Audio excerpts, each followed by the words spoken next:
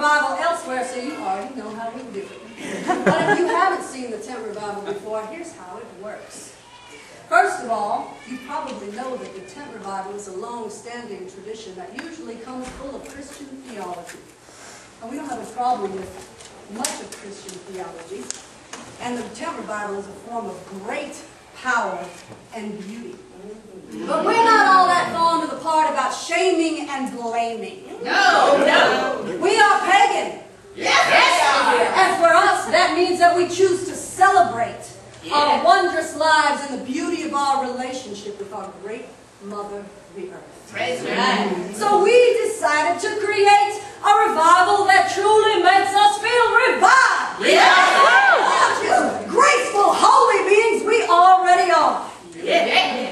We come together, brothers and sisters, to celebrate life in all its miracles and complexities.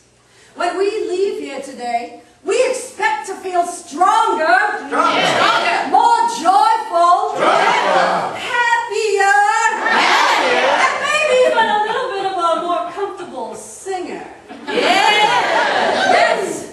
So to that end, we do a lot of singing. We do a lot of clapping. We do a lot of whooping and a lot of hollering. You all are a very important part of the revival. In fact, we could not do it without you. That's right. That's right. I mean, I guess we could. But then we would look very silly up here doing this to an empty room. But we would do it. So we want you all to participate in the revival. Now, we sing because we love it. And singing opens us up to Spirit in whatever form. And I know that you all have the words to these songs. So we want to hear it. You might feel inclined to stand up. At the very least, I hope you feel inclined to do a little clapping in the program. And if you hear something that inspires you, you might feel inclined to holler out, "Tell it, Sister Jenya! Tell it, Sister Jenya!" Or "Bring it, Brother Philip! Bring it, Brother Philip!" But especially, if we have to ask, and it's something like this, "Can I get a blessed be? Blessed be!" Oh, yes! That is delightful. So let's remember that as we go along, shall we? You are free in this space to stand up. You are free in the space to clap your hands. You are free to sing a joyful noise that may sound like an opera singer, or it may sound like squawking chickens. We don't care. Because Spirit loves to hear you sing. But before we do that, we will begin as all things do, in silence.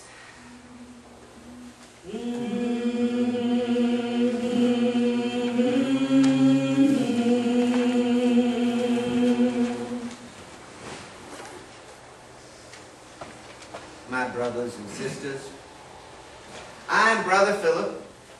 Morning. Morning. Thank you, Brother Tim, Sister Ellen. We have met some of the daughters and sons of the goddess herself this morning. I, this morning, would like to remind you of a story that those of you who were here last time that Sister Jenya spoke, remind you of a story that we call our creation myth,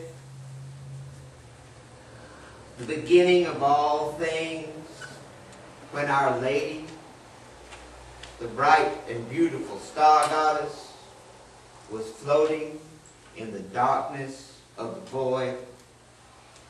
So I'd like you to join me and close your eyes so that you can experience the darkness that is the beginning of all things.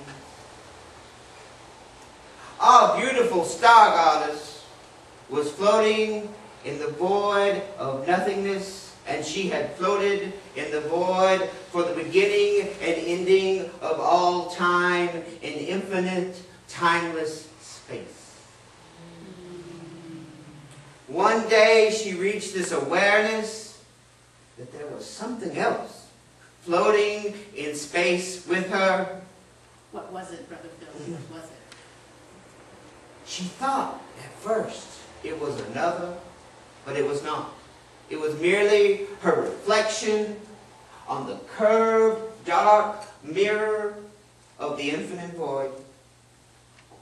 And she stared at her reflection. Brothers and sisters, I want you to peer into that black void, into that mirror of space. And I want you to see what she saw. I want you to see a reflection of yourself. I want you to focus on that beauty. And at this moment, ladies and gentlemen, our beloved star goddess, she awoke.